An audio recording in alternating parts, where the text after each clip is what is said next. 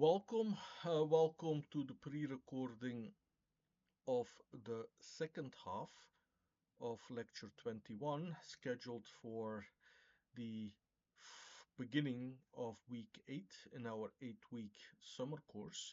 So in some sense, this is our last lecture before we start reviewing for the final exam.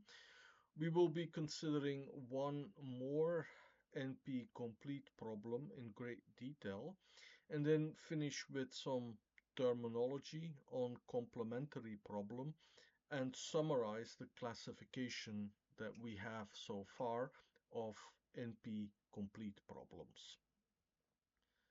All right, what's the problem we consider? We consider the subset sum problem. So we are given a number of weights and we want a bound W. We want to know if there is a subset of the weights so that their sum equals the big W. So in some sense, this is again a decision version. Typically, one would have an optimization version where one wants to get as close to this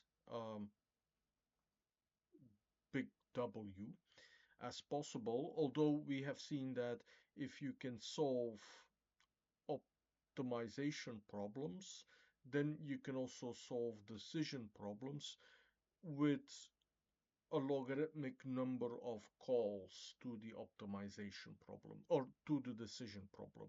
So the optimization problem can be reduced to the decision problem. Now, in some sense, we have done this already. So we encountered the first instance of pseudo polynomial time algorithms. These are algorithms where the running time depends on the size of the input. Now, this is kind of a problem which, so the problem where the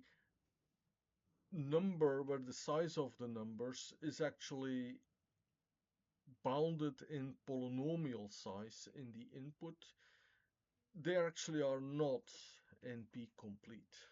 So in a way that we covered this problem last is kind of an indication at the subtleties in the classification of problems. So we will consider the bit size of these problems. If the W grows exponentially with the size of the input, then actually, of course, your running time, if you are running this dynamic programming, that will actually be exponential and no longer be polynomial time. So let's solve the subset problem, and in some sense we have solved this problem already. So in a way, this is a review question. Go back to where we covered the algorithm using dynamic programming. Also, the worst case running time algorithm will actually be bounded by n times the W. So in a way, this exercise is very straightforward once we go back to what we have covered earlier before. Okay, we will try to decide that we will prove actually as a main result that this problem is NP complete. So first we have to say that the problem, the subset sum problem, we have an efficient algorithm to certify that a given subset indeed is a solution to our subset sum. So what does the certifier do? Well, it just computes a sum. So obvious but important. So we do have an efficient algorithm that runs in n elementary steps to check whether we have a solution. This actually also is important because it leads to a non-deterministic polynomial time. We could just start guessing. But actually what we will end up doing is actually running our dynamic program, but we may have an exponential size of W. So the table that we constructed with dynamic programming might actually explode on us. Okay, how can we can we prove that this problem is NP-complete? Well, we have to take an NP-complete problem and show that any instance of that NP-complete problem can be reduced to subset sum. And we will be choosing the three-dimensional matching problem, where we have given a tripartite graph where the partition in the sets of vertices is such that the three sets all have the same size. So there can then be a perfect matching where you have a collection of n triplets that where every vertex occurs exactly once at the proper spot in a triplet. So this is an important problem. So we have dealt with this problem in the first part of lecture 21. An example is to assign instructors to courses to time slots. And if you are responsible for the scheduling, you do want the perfect matching. All the courses must be scheduled. All the instructors must be given courses. And the time slot must be occupied as well. Okay, this problem is NP-complete. We have shown that we can reduce tree satisfiability to three-dimensional matching. We are now going to show that three-dimensional matching can be reduced to subset sum. Okay, so how are we going to do this? Well, if we have an instance of three-dimensional matching, we have given a set of a partition of the vertex set. We have a set of edges, so these are these M triples.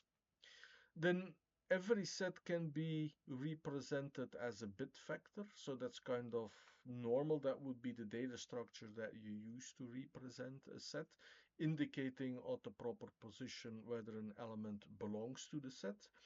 Now we can also, and you can see that any bit vector can be interpreted as a number.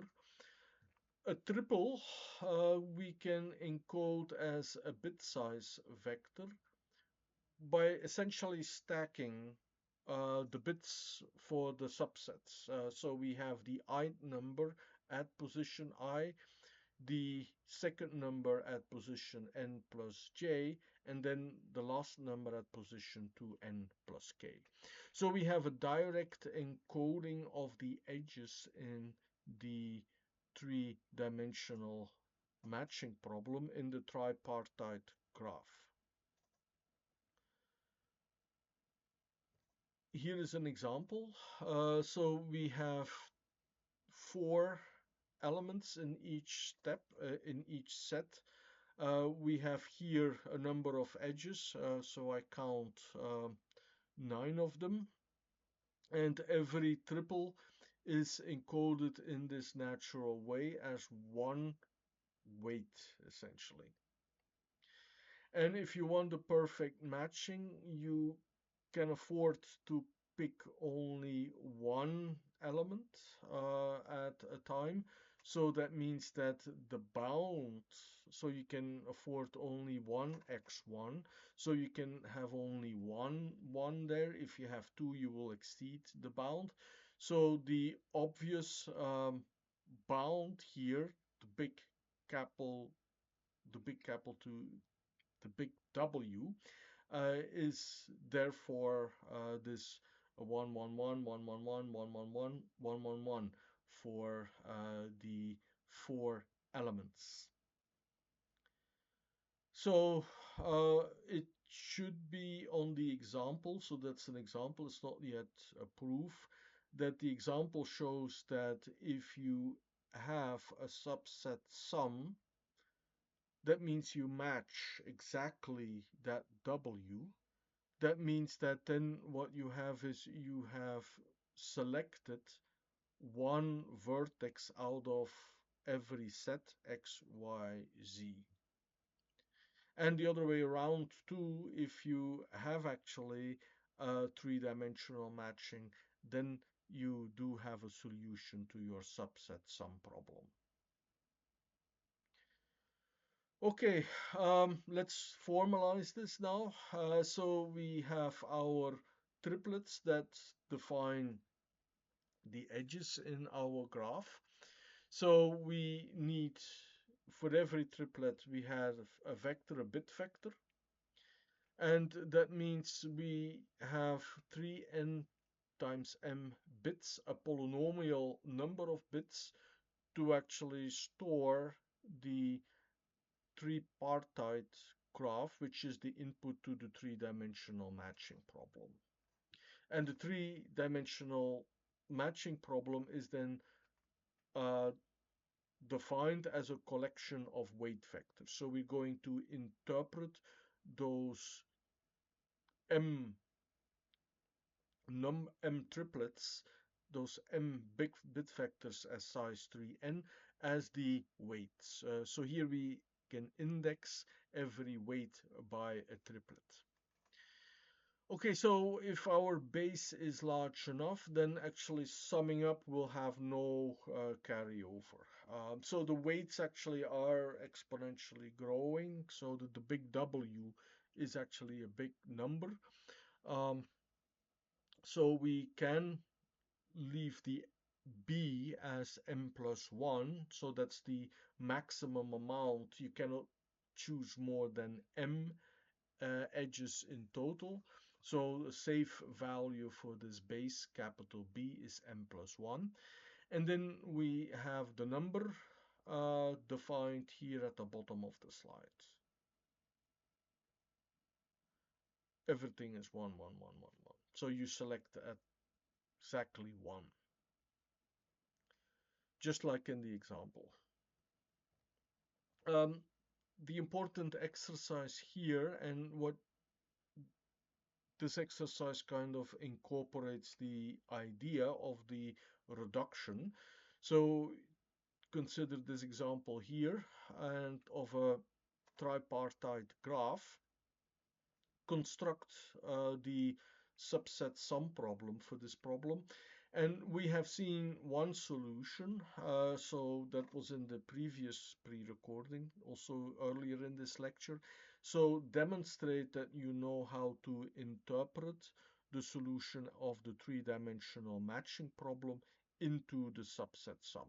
So if you have a solution of one, you have solved the other. In the polynomial time reduction,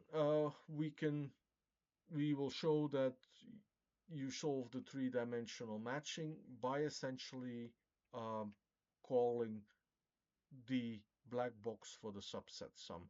And since three-dimensional matching is NP-complete, any problem can be reduced to the subset sum. So if you would have a polynomial time algorithm for subset sum, then you can solve all the problems in the class NP, and the distinction between P and NP evaporates.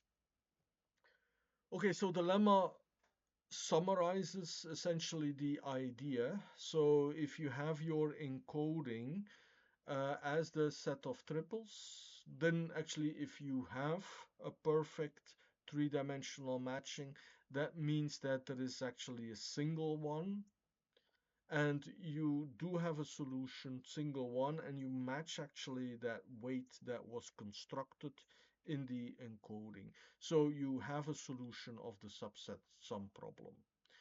On the other direction, if you have actually a selection of the weights that adds up to this big W, then you have exactly sufficiently many ones.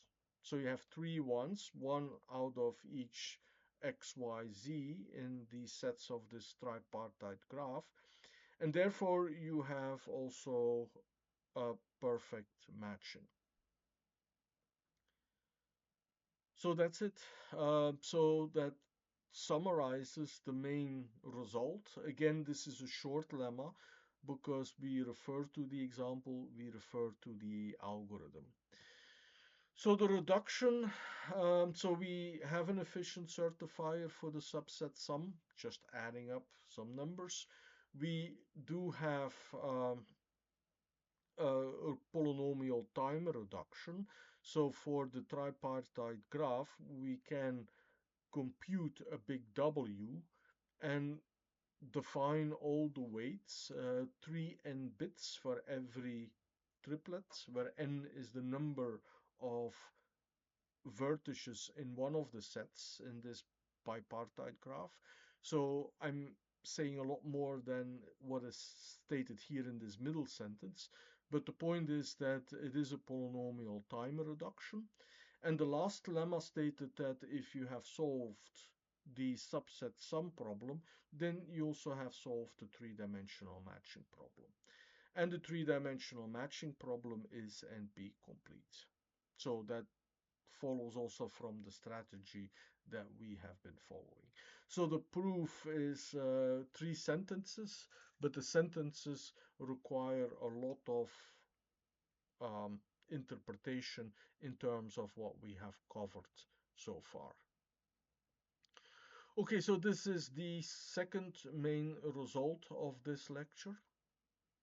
Let me briefly indicate one extension. So it's a scheduling problem. We have one single machine that can be processing only one job at a time. We have n jobs, and we have seen the scheduling with deadlines, and we had an efficient algorithm for that, a greedy algorithm even, very simple algorithm. But now actually we have release times. So there is one extra number that comes with this. So kind of the intuition why this is kind of also within the same three-dimensional matching vein, that this is in the same line of problems. So the question is now, given these release times when the jobs are available, the processing times and the deadlines, can we actually schedule all those n jobs so that we can complete all of them by the deadline? So that's again a very important problem, and it can be reduced in polynomial time to scheduling. So the subset sum problem can be reduced in polynomial time to scheduling with release times and deadlines. That's a result that is proven in the textbook, so I'm citing it here to, unfortunately, in our short 8-week course, we can't cover everything in great depth, but the purpose of this course is that you are become capable of reading the textbook. So if you want to, and I hope you are interested in reading the proofs, then read the textbook. That will give you more insight and more practice.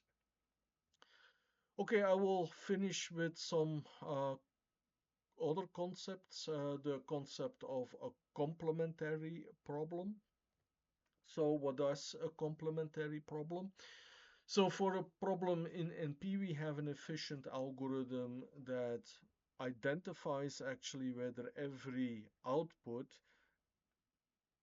with the input is actually inside the class of problems. So because we work with decision problems, we can identify the class of problems as all the problems for which actually we do have a solution. So this is one way to view this class of problems as well. If we, it can be that we have problems for which we can't really state the yes but it's easy, so we have an efficient algorithm to say no. So we have an algorithm that has certificates, short certificates for the no question. So that's the complementary problem. So for every problem, we have the complementary problem. That's this class X bar. Okay, so if the original problem has an efficient algorithm to solve it, then also the complementary problem has an efficient algorithm. And this goes back to the inclusion of the set P into the set NP. If you have your efficient algorithm, then you also essentially have an efficient certifier algorithm. So just by running the algorithm again. And that's essentially the same thing here. We will run our algorithm, our efficient algorithm, and then flip the result. So therefore, we do have an efficient algorithm to decide whether uh, an efficient algorithm to solve the problem that is the complementary problem. Okay, fine with polynomial time algorithms. Why do you bother? So there is actually not really something that distinguishes, but there is the class co-NP. So if being an NP means that we have an efficient certifier. So for all the problems in the class, we have actually a short certificate so that we can tell whether we are in the problem or not. Now, if you invert it, so then there exists a short certificate, you actually must have all certificates. And that's a different thing. So then the class co-NP is the class of all problems for which we have an efficient, where we have a certifier B, but we don't really know whether the NP class equals the co-NP class. So this is why it's interesting to consider those complementary problems. Okay, so let's prove something again. So the difference, so focusing your attention on these complementary problems is relevant for the big question P equals or not equals NP, because what we have that one class. So if you work with contraposition, if actually we do have that there is no distinction between polynomial time and non-deterministic polynomial time, this actually means that we would have that the space of complementary problems would be the class of NP. So how do we see this? Well, if we have an algorithm that, if we have a problem that for which we have an efficient certifier, then the fact that the two are the same, P equals NP, which is unlikely, but the fact that they are the same means that we have an efficient algorithm. If we have an efficient algorithm for the original problem, we also have an efficient algorithm for the complementary problem. And therefore also the complementary problem would actually be in co-NP. So there is an inclusion here that we prove. So every NP problem is a complementary problem, and then also similarly every complementary problem is actually an NP problem. So interestingly, so the question is NP equal co-NP is just as hard as the original question P equals not equals NP. Okay, that to say that it's often interesting to look at complementary problems. Let me now conclude with the classification, which is partial of not total, so there are many, many hard problems. So this is somehow also summarizing the main results of this 4 lecture series on a brief introduction to the notion of NP-completeness. We showed that the satisfiability of a circuit is actually NP-complete because with a circuit you can actually encode every algorithm, or actually any algorithm can be encoded as a circuit. Then we reduced that circuit satisfiability to tree satisfiability, and that became our first problem that was NP complete. The tree satisfiability can be reduced to the independent set, can be reduced to the Hamiltonian cycle, and can be reduced to the three-dimensional matching. So you can see that we had many very interesting exercises that have these polynomial time reductions. So we have 4 classes of problems here. We saw many examples of the packing and covering problems. We had the sequencing problems, which dealt with enumerating all partitions. That's what it came up with. Permutations, by the way. Sequencing, you kind of look at all possible ways how you can line up a number of objects. Then in this lecture we considered partitioning and numerical problems. So we in great detail showed that the three-dimensional matching problem is NP-complete. The same with the subset sum problem. And in order not to have just one representative, I mentioned the tree coloring, and for which you could use the three-dimensional matching. The tree coloring is also a partitioning problem. Subset sum can be polynomial time reduced to scheduling with release times and deadlines.